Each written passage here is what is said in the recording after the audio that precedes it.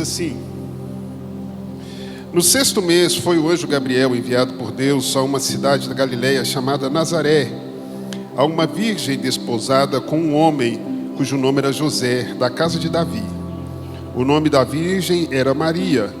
Entrando o anjo aonde ela estava, disse: Salve, agraciada, o Senhor é contigo, bendita és tu entre as mulheres. Porém ela se perturbou muito com essas palavras e considerava que saudação seria essa. Disse-lhe então o anjo: Maria, não temas, achaste graça diante de Deus. Conceberás e darás à luz a um filho, e por-lhe-ás o nome de Jesus. Este será grande e será chamado Filho do Altíssimo. O Senhor Deus lhe dará o trono de Davi, seu pai. Ele reinará eternamente sobre a casa de Jacó, e o seu reinado não terá fim. Disse Maria ao anjo: Como se fará isto, visto que não tenho relação com homem algum? Respondeu-lhe o anjo: Descerá sobre ti o Espírito Santo, e o poder do Altíssimo te cobrirá com a sua sombra. Por isso, o ente santo que de ti há de nascer será chamado Filho de Deus. Até Isabel, tua prima, concebeu um filho, na sua velhice, sendo este o 6º mês para aquela que era considerada estéril, pois para Deus nada é impossível. Senhor, nós acabamos de ler a tua palavra. Eu peço ao Senhor que continue falando aos nossos corações nessa noite, em nome de Jesus. Improváveis, mas escolhidos. Irmãos, eu poderia falar de tanta gente improvável na Bíblia, tantas pessoas improváveis, né? Mas eu queria hoje falar um pouquinho com você sobre essa garota, essa improvável aqui, vinda de um lugar extremamente pobre. Maria tinha aí aproximadamente, no máximo 17 anos, quando acontece esse episódio aqui com ela. E ela jamais poderia imaginar que ela se tornaria mãe do Salvador. Irmãos, a maioria dos improváveis na Bíblia, você vai ver, eles carregam algumas características que eu gostaria de conversar com você aqui, bem rapidinho nessa noite. Primeiro, Maria vem de um lugar, irmãos, chamado Nazaré. E ninguém, irmãos, dava nada por Nazaré. Era uma vila pequena, de gente pobre, gente que não tinha condição nenhuma. Vocês vão ver lá na frente as pessoas falando depois de Jesus: olha, pode alguma coisa vir boa lá de Nazaré? Será que alguma coisa pode vir de lá? De lá pode sair alguma coisa boa? Aí eu pergunto para você: e do Nacional? Pode vir alguma coisa boa do Nacional?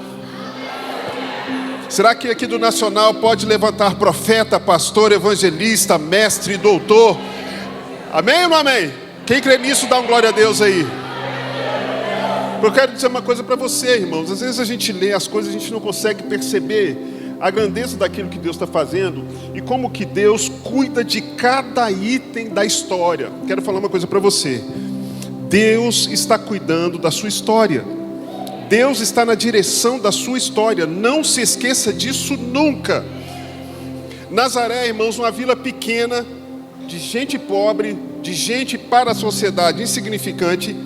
Estava lá no meio dessa vila a mãe do Salvador. E Nazaré, sabe o que significa Nazaré? Escondido. Escondido. Escondido no sentido de guardado. Talvez você esteja aqui nessa noite, você nem imaginava um dia chegar até onde o Senhor está te levando, e nem sabe, nem imagina onde Deus pode te levar. Mas de repente você está aqui, sabe o que Deus está fazendo com você? Ele está te guardando aqui. Você está meio escondido aqui, os improváveis estão aqui escondidos, mas sabe o que é isso? Deus está te guardando para um momento certo, para um momento estratégico dentro do plano de salvação. Irmãos, olha, Deus está acima do tempo. Vou falar de novo, porque eu acho que você não entendeu. Deus está acima do tempo. E por estar acima do tempo, irmãos, Ele sabe muito bem como determinar que hora que Ele vai exaltar a pessoa, que hora que Ele vai fazer essa pessoa aparecer. Às vezes a gente pensa, irmãos, que a gente está perdido. Às vezes a gente pensa que por causa do nosso histórico é impossível Deus fazer alguma coisa. Às vezes a gente pensa por causa do lugar que nós habitamos, Deus não pode nos achar, Deus não pode fazer nada com a gente.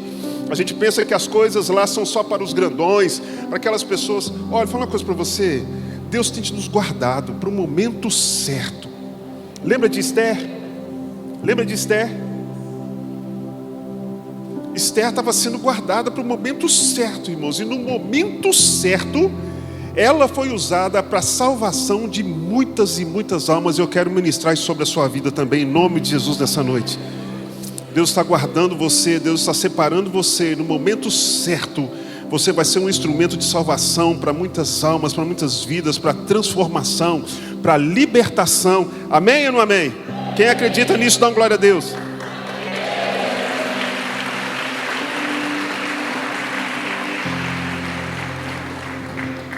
Segundo, você pode ver que os improváveis, irmãos, eles têm uma característica bem interessante, que geralmente eles assustam quando Deus revela o que quer fazer com eles. É difícil acreditar, porque eles têm um histórico que é meio diferenciado. Às vezes, irmãos, não vem de uma família legal, não tem uma origem bacana, a família é confusa. Não, irmãos, não depende disso. Não depende de sangue, não depende de descendência, não depende de nada disso. Depende da escolha direta e absoluta do nosso Deus, que é Senhor de tudo e de todos. Maria estava aqui, irmãos. Quem ia pensar que Deus iria escolher uma adolescente para ser a mãe do Salvador? E aí quando o anjo aparece e dá a saudação para ela, nós acabamos de ler, ela se assusta com aquilo. Mas que saudação é essa? Salve agraciada. Que salvação é essa? Irmãos, pensa na linha sacerdotal. Pensa nas pessoas da tribo de Levi. Os sacerdotes ainda estavam em atividade.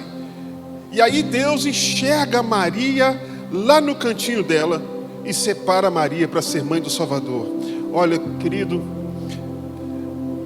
eu quero saber quantas pessoas Deus achou aqui nessa noite, nesse lugar, dispostos a viver o plano de Deus. Porque não é fácil. Viu, irmãos? Eu acho que é por isso que Deus escolhe algumas pessoas assim que são tão improváveis. É porque quem é improvável já sabe que o negócio não é fácil mesmo. A vida dele já não é fácil mesmo. Então, vamos embora para cima. É ou não é? O negócio já está pegando mesmo, o negócio já... Vamos embora, mais uma, vamos para cima. E Deus faz acontecer. Amém, irmãos? Deus faz acontecer. Os improváveis, irmãos, geralmente eles não têm nada externo que chame tanto a atenção.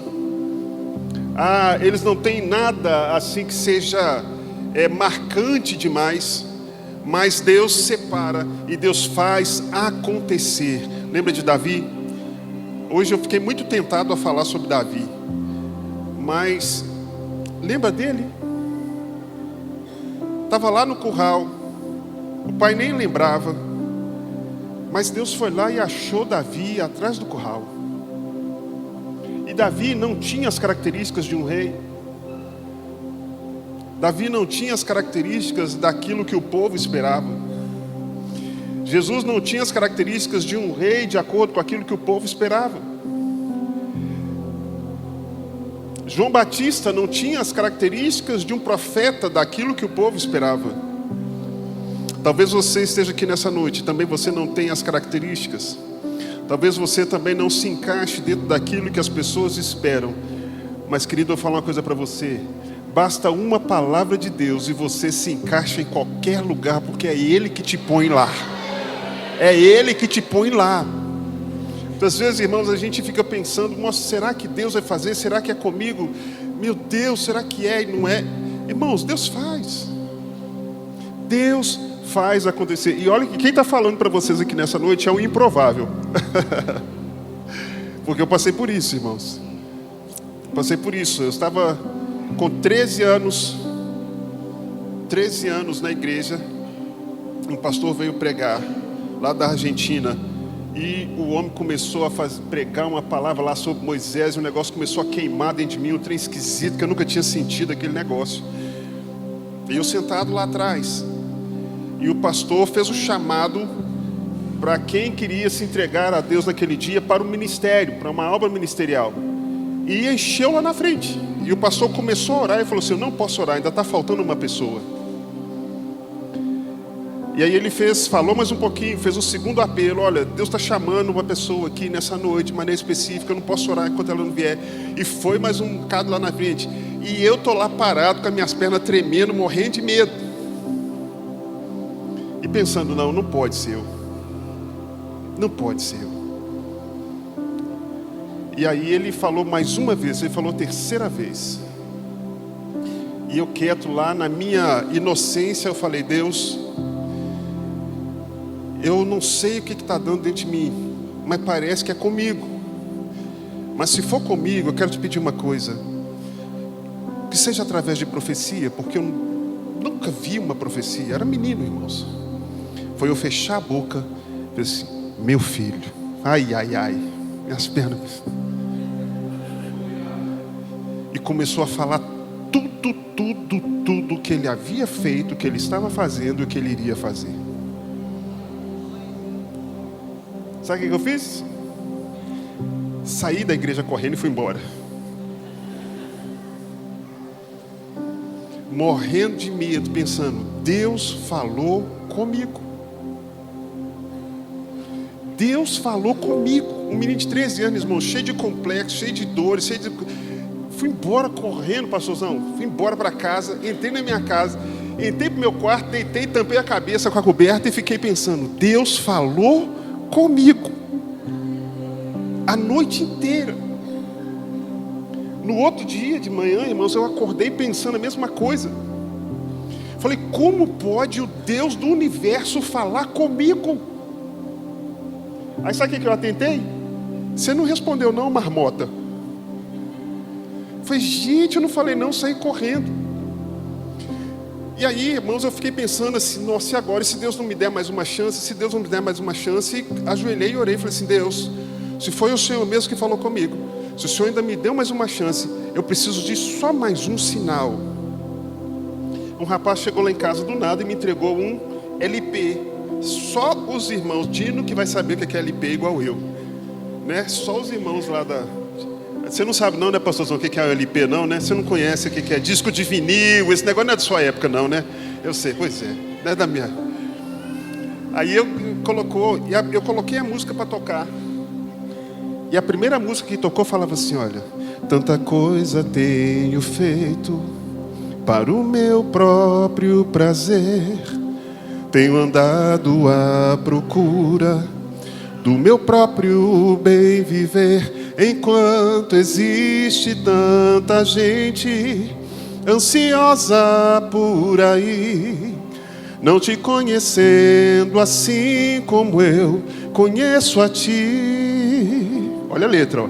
O chamado que um dia tu fizeste a mim, e ao qual sem hesitar eu disse sim, ressoou em meus ouvidos como na primeira vez, e a ti, Jesus, eu novamente digo sim. Eis-me aqui, eu livre estou ao seu dispor, para onde tu quiseres me enviar, me coloco submisso a ti, Senhor, para o teu querer em mim realizar.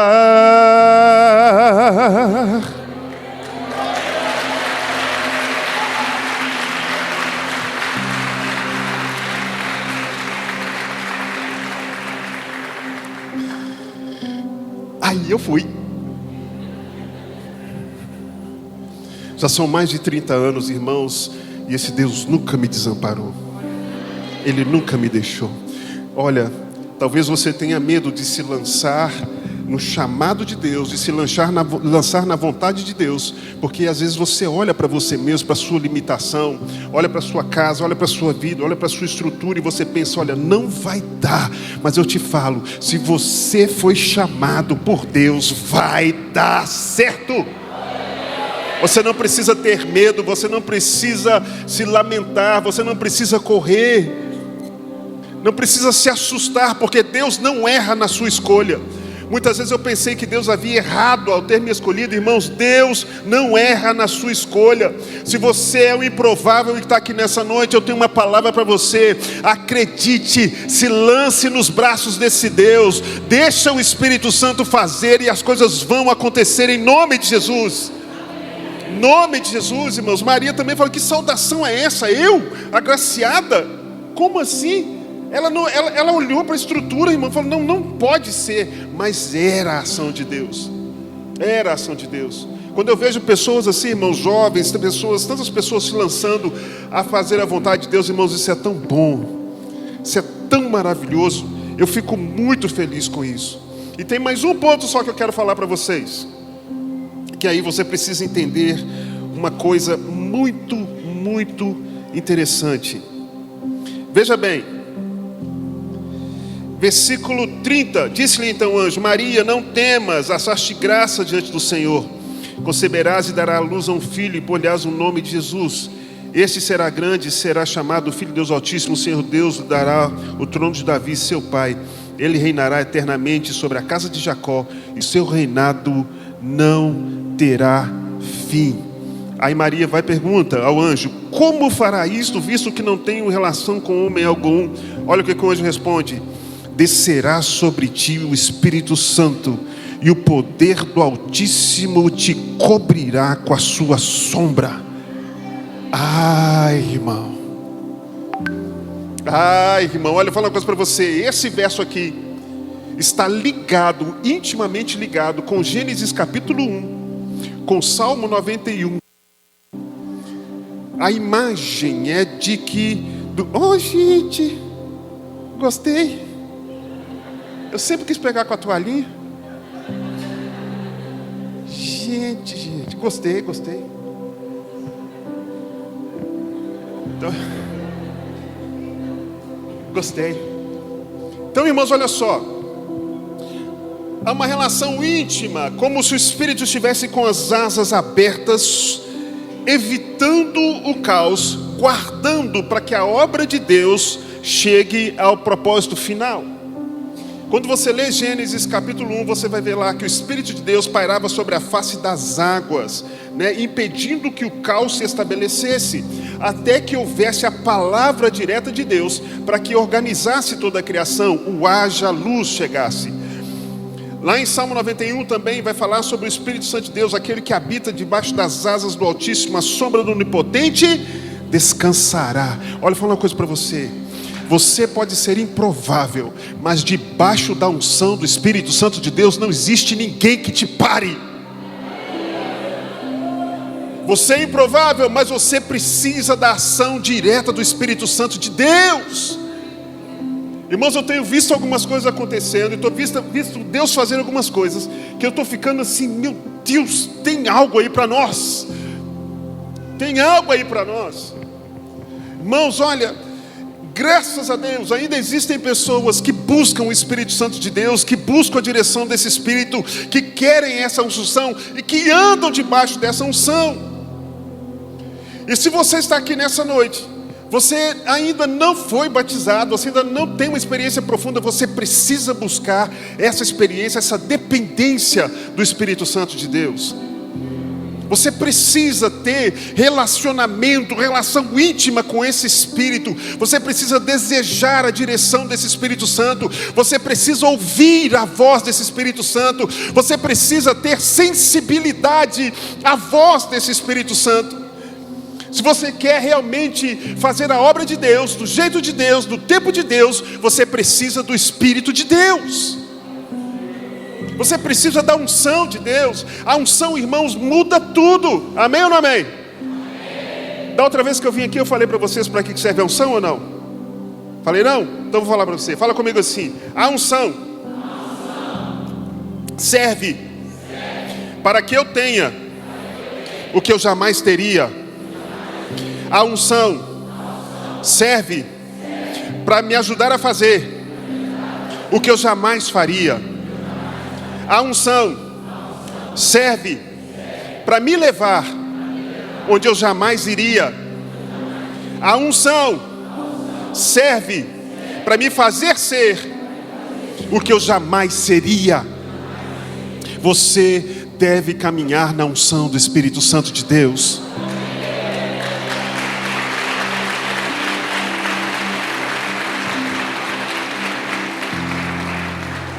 Você deve caminhar na unção do Espírito Santo de Deus, irmãos.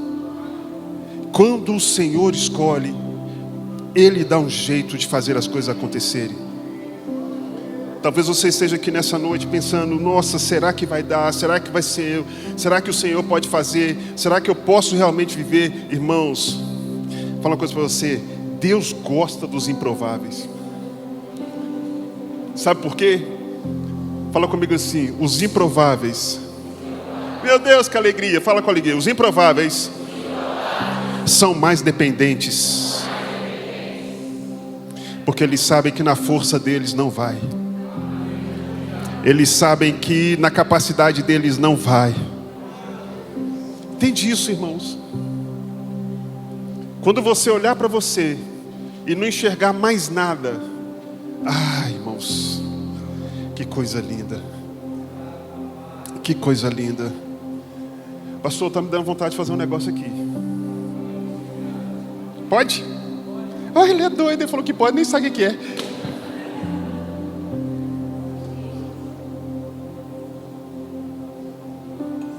Vamos ficar de pé.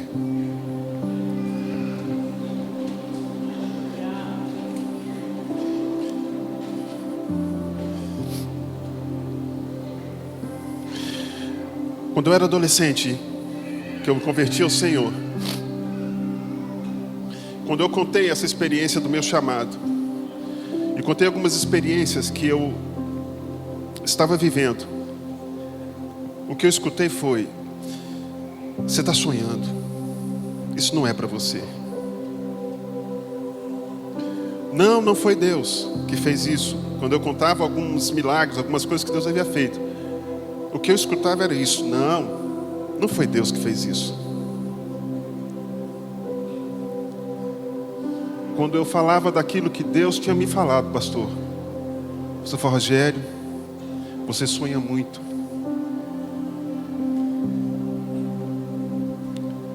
E os anos passaram, irmãos. Os anos passaram. E olha que Deus fez tanta coisa.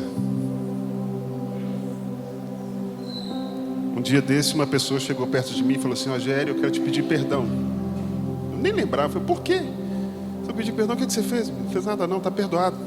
Ela falou: não, eu tenho que te pedir perdão, porque eu tentei matar o seu sonho, e hoje eu vejo o que Deus fez na sua vida. Irmãos, a glória não está na pessoa vir pedir perdão. A glória está em que Deus foi fiel para fazer o que Ele fez.